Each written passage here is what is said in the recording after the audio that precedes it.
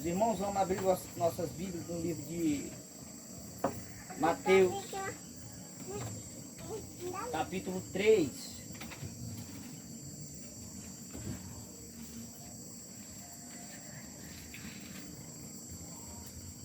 Amém? Amém. Amém. Mateus 3.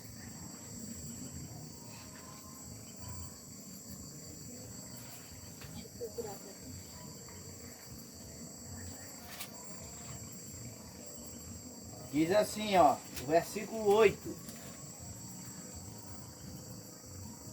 Diz desta forma: produzir, pois, frutos dignos de arrependimento, e não presumais de vós mesmos, dizendo: temos por pai Abraão. Porque eu vos digo que mesmo destas pedras Deus pode suscitar filhos a Abraão. E também agora está posto o machado à raiz das árvores. Toda árvore, pois, que não produz bom fruto, é cortada e lançada no fogo. Amém. Amém. Até aqui a palavra do Senhor. Os irmãos podem sentar-se, glorificando, exaltando, bendizendo, magnificando o nome do Senhor, porque Ele é bom.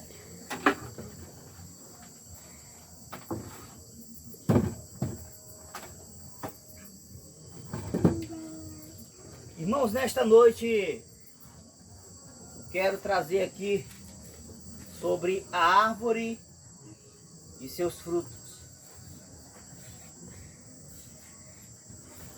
Nós sabemos, Mateus capítulo 3 foi lido aqui. Nós sabemos, irmãos, que Jesus sempre estava pregando por parábolas, né?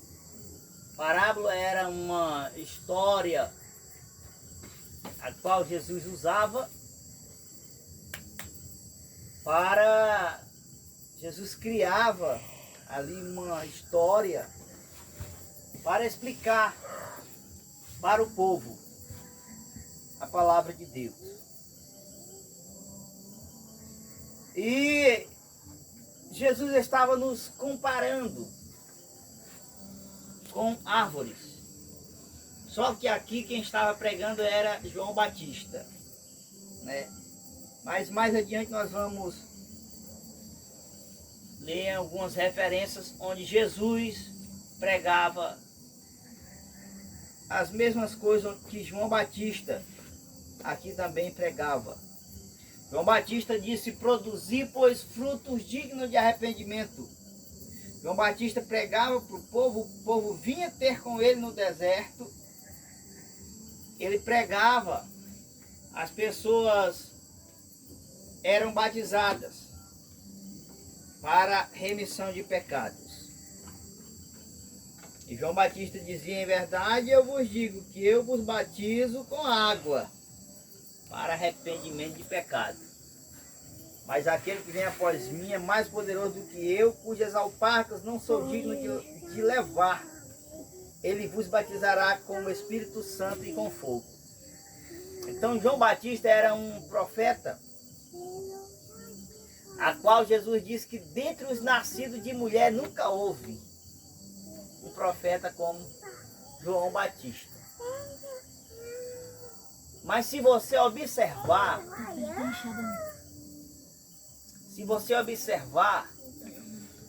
a Bíblia não relata nenhum milagre Hoje não. Amém. que João Batista fez. Assim como Eliseu ressuscitou o moço. A Bíblia diz que certa feita cavaram uma sepultura em cima da sepultura de Eliseu, quando jogaram o morto, que o morto tocou nos ossos de Eliseu, o morto ressuscitou. Só porque triscou nos ossos do servo de Deus. Eliseu abriu o Rio Jordão, não foi? Então, se nós for ver, muitos profetas na Bíblia, como Elias, também foi um grande profeta, tão grandes sinais se seguiram. aconteceram muitos milagres, muitos prodígios por intermédio da vida desses profetas. E nós vemos que João Batista não se encontra narrado na Bíblia nenhum milagre feito por ele. Mas Jesus testemunhou que dentre os nascidos de mulher nunca houve um profeta igual João Batista. João Batista veio para preparar o caminho para Jesus. Diz assim o versículo 1: E naqueles dias apareceu João Batista pregando no deserto da Judéia, dizendo: Arrependei-vos, porque é chegado o reino dos céus. Porque este é o anunciado pelo profeta Isaías, que disse: Voz do que clama no deserto, preparai o caminho do Senhor, endireitai as suas veredas. Quem já leu esta passagem no livro do profeta Isaías? O profeta Isaías tem esta passagem: voz do que clama no deserto. Aí João Batista diz: porque este, estava falando dele mesmo, porque este é o anunciado pelo profeta Isaías, que disse: voz do que clama no deserto, preparai o caminho do Senhor, endireitai as suas veredas. João Batista pregava no deserto. Então João Batista era um grande homem, um grande profeta, muito respeitado pelo povo. Multidões vinham ter com ele para ser batizadas. João Batista pregava, as pessoas se arrependiam de seus pecados e ali eram batizados confessando os seus pecados. Então João Batista veio preparar o caminho, ou seja, ele veio anunciar a Jesus. Por isso que ele disse: eu vos batizo com água, mas aquele que vem após mim é mais poderoso do que eu, cuja as alparcas ou as sandálias eu não sou digno nem de carregar.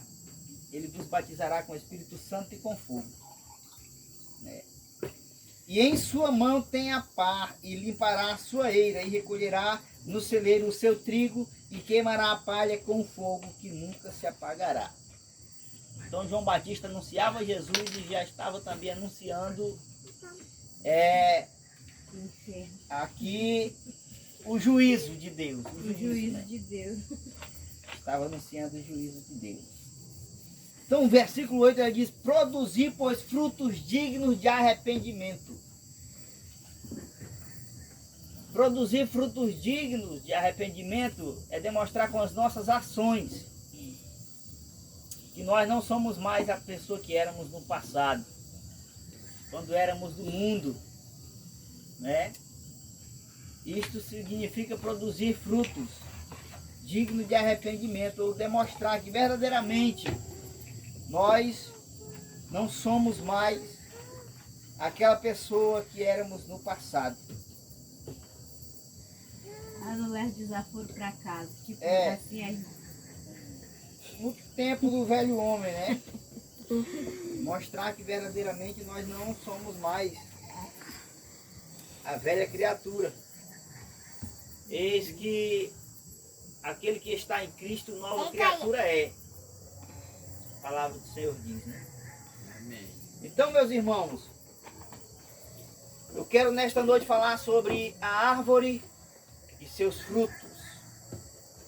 Quero titular esta passagem. João Batista disse que o machado está posto à raiz das árvores. E toda árvore que não produzir fruto é cortada e lançada no fogo.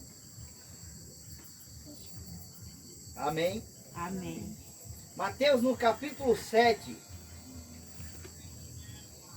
o versículo 15, eu vou ler a partir do versículo 15, que é para você entender o contexto de que Jesus estava falando aqui. Mateus 7,15. Diz desta forma: acautelai-vos, porém, dos falsos profetas,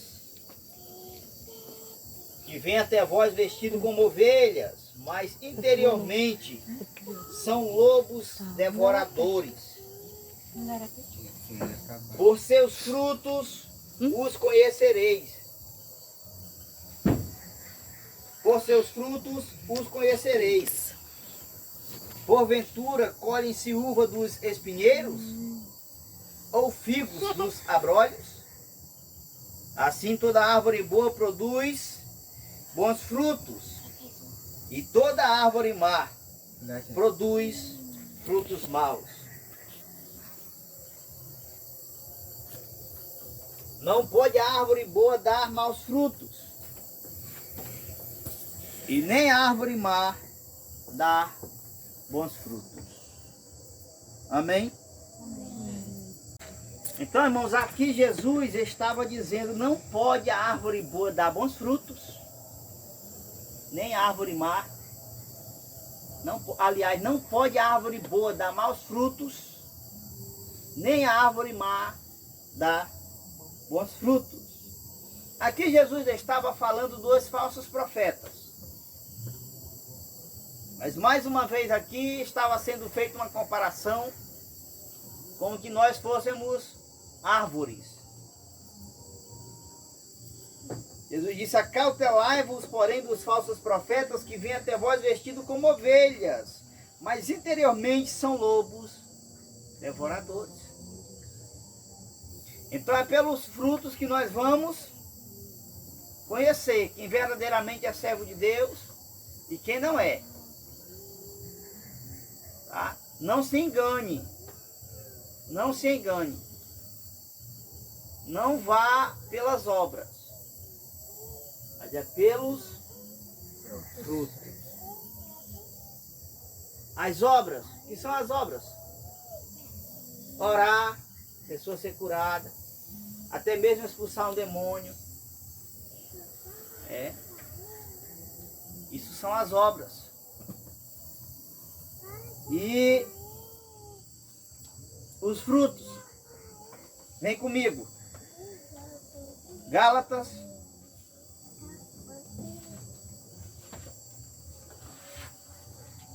fica depois de Coríntios. Isso.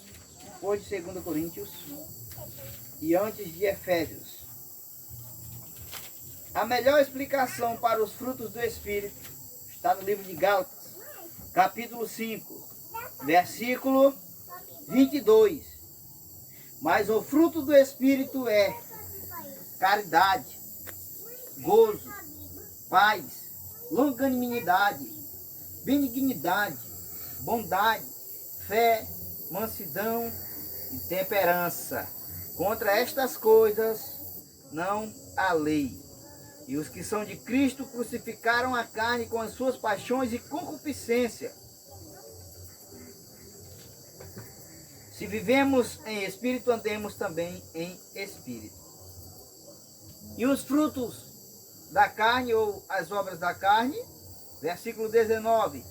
Porque as obras da carne são manifestas, quais são?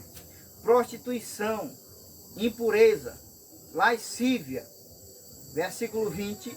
Idolatria, feitiçarias, inimizades, porfias, emulações, iras, pelejas, dissensões, heresias, invejas, homicídios, bebedices, glutonarias e coisas semelhantes a esta, acerca das quais vos declaro, como já antes vos disse, que os que cometem tais coisas não herdarão o reino de Deus.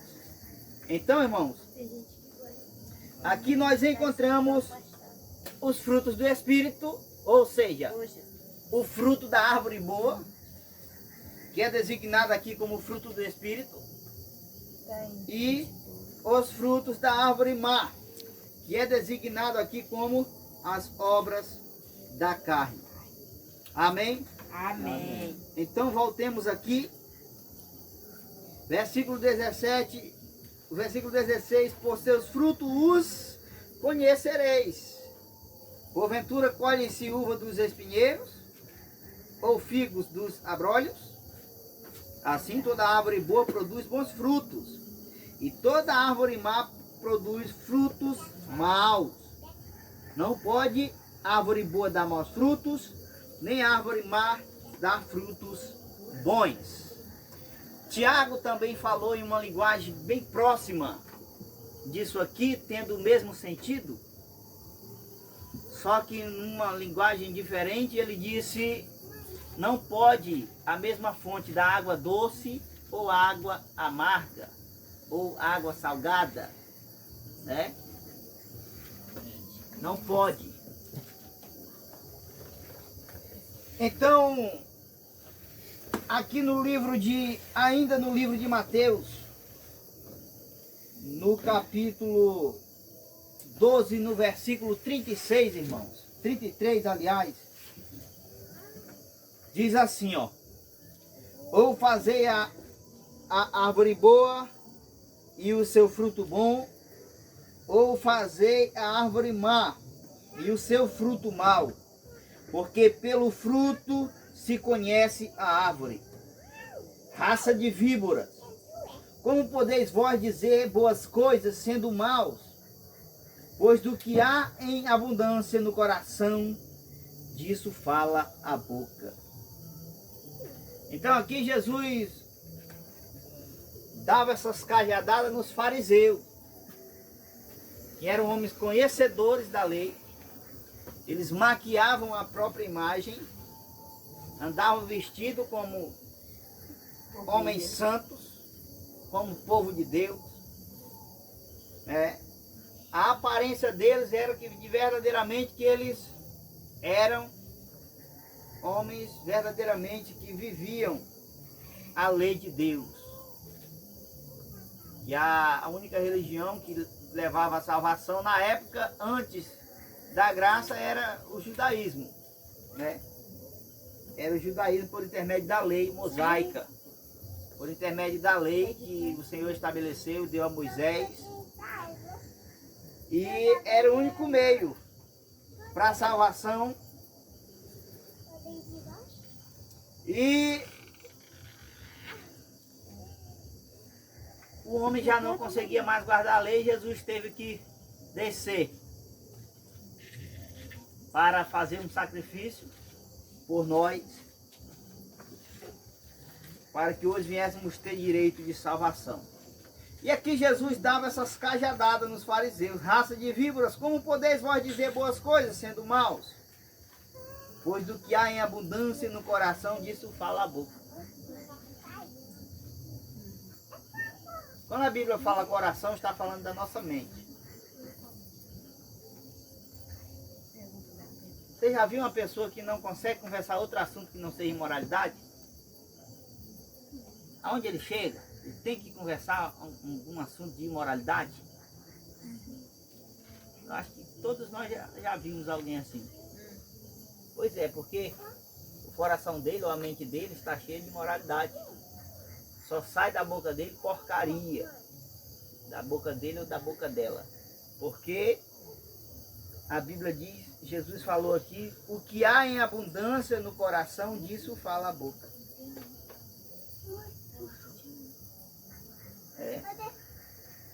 O homem bom tira boas coisas do seu bom tesouro, e o homem mau, do mau tesouro, tira coisas más.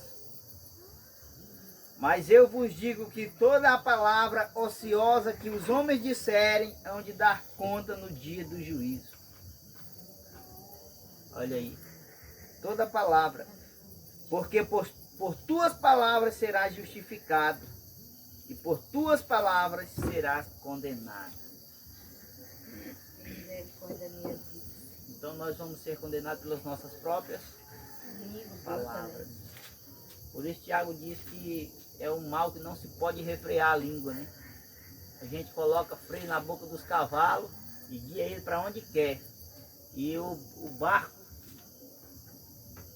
um navio, um pequeno leme também, a gente guia ele para onde quer. Mas a boca é um mal que não se pode refrear, a língua, aliás. E a Bíblia diz em Tiago que é como fogo, né? É como o fogo. Por que Tiago falou que a língua é um fogo? Porque um fogo, ele causa repentina destruição, né? Você começa ali com uma pequena faísca e daqui a pouco ele está gigante e causa uma Incêndio, né? grande devastação, uma grande destruição. E a língua é da mesma forma. Alguém conta uma coisa para mim desse tantinho, aí eu vou ali e já conto um pouquinho maior, aumentando, né? Aí aquela pessoa que ouviu da minha boca, já lá na frente já conta maior ainda. Aí o fuxico vai aumentando. Daqui a pouco tem uma família destruída, tem um lar destruído por conta da fofoca, por conta da mentira, dos falsos testemunhos, né? Consequências de uma língua não refreada. Então é assim, né, irmão? Por isso que a Bíblia diz que nós devemos ser prontos para ouvir. Também Tiago falou, né? E tardio para falar, tardio para se irar. Todo homem seja pronto para ouvir, tardio para falar, tardio para se irar. Tem gente que faz questão, né, de falar. Tem gente que não consegue ficar calado, que não sabe ouvir. Tem gente que não sabe ouvir, não consegue ficar calado ouvindo as pessoas, né? Tem gente, não sei se você já conversou com alguém assim, irmãos, que ele não deixa você contar nada. Ele não deixa você conversar. Eu nunca fui, mas eu já vi. Só ele que tem assunto para falar e você não... Quando você tá puxando um assunto, ele já corta lá na frente com o outro e já toma o espaço e não deixa você falar. Né? Isso é um grande problema. E no meio do povo de Deus também tem isso. Tem gente que não sabe ouvir. Uma vez eu estava pregando lá na igreja e eu já estava para chamar o obreiro e colocar ele para pregar. Eu não coloquei ele para pregar naquele dia porque ele estava disciplinado. O microfone tinha colocado ele para pregar. Porque tinha uma pessoa sentada do lado dele e ele é um tipo de pessoa que ele gosta de estar apresentando as ideias dele. Então eu falava daqui, aí ele lá do banco tinha outro ponto de vista e ficava no ouvido do irmão que estava do lado, tirando a atenção do irmão e tirando a atenção do pregador também, porque isso tira a atenção de quem está pregando. Ele era usado, né? Então, naquele dia eu não chamei ele para pregar porque ele estava disciplinado, senão eu teria chamado. Teria envergonhado ele na frente de todo mundo. Né? A Bíblia diz, quando repreender, repreendeu na frente de todos para que se envergonhe, não faça mais, para que os outros tenham temor. Tem gente que se levar uma repreensão na frente de outra pessoa, não vem mais para a igreja. Né? Se desvia. O cara já estava desviado. Estava indo para a igreja só de fachada. Aí aproveita uma situação dessa, usa como pretexto para dizer que não vai mais para a igreja, porque o fulano falou isso ou porque o fulano falou aquilo. Né? Tem pessoas que têm medo de exortar a igreja ou de exortar uma ovelha com medo da pessoa se desviar. E aqueles que estão na frente da obra verdadeiramente precisam tomar atitudes muitas vezes que pode levar as pessoas até ficar chateadas com a gente, mas que nós devemos muitas vezes tomar atitudes que é para o próprio bem espiritual da pessoa. Né? Então, meus irmãos, que nós venhamos ficar com este versículo 37, né, que é um versículo muito forte. Por nossas palavras nós seremos justificados. Também por nossas palavras nós seremos condenados.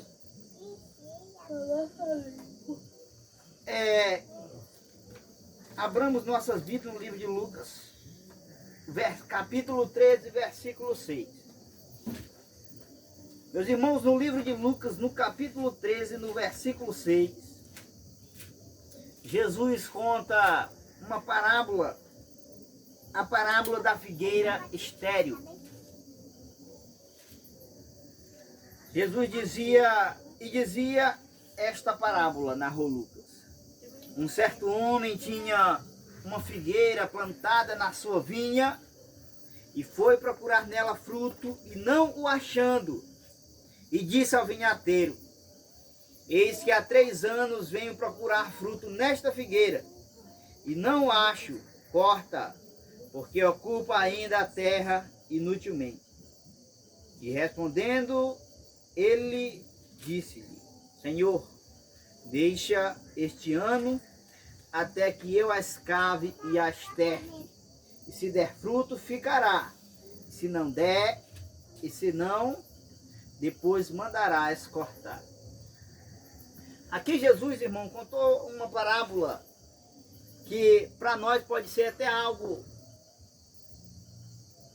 assim fora da nossa cultura, mas que para o povo judeu isso aqui era algo comum, para eles ter uma figueira plantada junto à vinha, que era a vinha, plantação de uvas. E geralmente se plantava uma figueira para obter sombra, ali na hora do meio-dia, o almoço, as pessoas aproveitavam ali para almoçar ali naquela sombra daquela figueira. E também é uma fruta muito boa, né? É uma fruta boa de se comer. O figo. E aqui Jesus estava contando que um homem plantou esta figueira junto à sua vinha. E quando ela alcançou o tempo de produzir fruto, por 3 anos consecutivos, na época de produzir fruto, aquele dono daquela vinha procurou fruto nela. E a Bíblia diz que ele não achou. E ele chegou ao vinhateiro, ao rapaz que cuidava da vinha, e disse: eis que há 3 anos venho procurar fruto nesta figueira e não o acho. Corta, corta, porque ocupa ainda a terra inutilmente. E a Bíblia diz que o vinhateiro respondeu e disse: Senhor, deixa este ano até que eu a escave e a esterque. Escavar e estercar. Fazia uma vala aqui ao redor, enchia aquela vala de esterco e molhava e deixava ali. Aquele esterco ia servir de alimento para aquela planta, para fortalecer ela. Aquele vinhateiro disse: desde que eu, mais este ano, até que eu as escave e a esterque. Se der fruto, ficará, e se não, depois mandarás cortar. O que Jesus estava querendo transmitir para nós por intermédio desta parábola? Veja bem, o dono da vinha simboliza Deus. A figueira simboliza a mim e a você. E o vinhateiro simboliza Jesus, que morreu na cruz por nós. Aí o pai vê que nós não estamos produzindo fruto. O que ele quer fazer? Tirar. Aí Jesus chega lá, roga por nós e disse: Pai, deixa eu tentar com ele por mais um tempo. E se ele der fruto, ficará. Se não, mandarás cortar. Me acompanhe no livro de João, no capítulo 15, que dá mais ou menos uma explicação. João capítulo 15 dá mais ou menos uma explicação parecida com isso que eu acabei de falar agora. Jesus disse: eu sou a videira verdadeira e meu pai é o lavrador, e toda vara em mim que não dá fruto, atira e limpa toda aquela que dá fruto para que dê mais fruto. Veja bem, aqui Jesus estava comparando. Ele disse, eu sou a videira é a planta que dá uva, né? E vós as varas. Toda vara em mim que não dá fruto, tira. E limpa tudo que dá fruto. Ou seja, Jesus aqui estava falando de podar. Quando a árvore está plantada muito próximo uma da outra, ela vai sufocar a outra, né? Se você plantar o feijão muito próximo, ele vai ramar muito e não vai produzir. Não é isso? Quem aqui já cometeu esse erro? Eu já cometi, porque eu não tinha experiência. Plantei bem perto achando que ia colher muito fruto. Se enganei, né? Não deu foi nada. Então, aqui, quando uma vinha tem muitos ramos, ela vai também sufocar. E aqueles ramos que não dão fruto é podado, ó. Passa a tesoura nele. Passa a tesoura nele para que os outros, aí diz, e limpa todo o que dá fruto. Tira e limpa toda aquela que dá fruto para que dê mais fruto. Vós já estáis limpos pela palavra que vos tenho falado. Está em mim e eu em vós. Como a vara de si mesma não pode dar fruto se não estiver na videira, assim também vós, se não estiverdes em mim, eu sou a videira, vós as varas. Quem está em mim e eu nele, esse dá muito fruto, porque sem mim nada podeis fazer. Olha aí, tem gente querendo ser grande coisa, né? Sendo que sem Jesus nós não somos nada. Olha aqui o versículo 6, ó. Se alguém não estiver em mim, será lançado fora, e como a vara secará. E os colhem e lançam no fogo e ardem. Ou seja, aqueles que não estão em Jesus vão ser lançados no fogo. Vão ser lançados no fogo. Jesus estava falando aqui do fogo do inferno, por parábola. Né? Quando você tem uma árvore no seu quintal que não produz fruto, o que você faz? Você vai lá, se ela não tiver nenhuma serventia, né? Você vai lá e corta. Um pé de mato, um pé de uma malícia, sei lá o que for. Você corta ela e quando ela seca, você queima. Era isso que Jesus estava falando. E se vós estiverdes em mim, as minhas palavras estiverem em vós, pedireis tudo o que quiserdes e vos será feito. Amém, meus irmãos? Amém. Amém. Então, é necessário que nós venhamos dar frutos. É necessário que demos frutos para que quando o dono da vinha vir procurar em nós frutos, ele achar. Né? Produzir, pois, frutos dignos de arrependimento. João Batista pregava e dizia, né? Amém? Amém. Quero vos convidar a ficar de pé.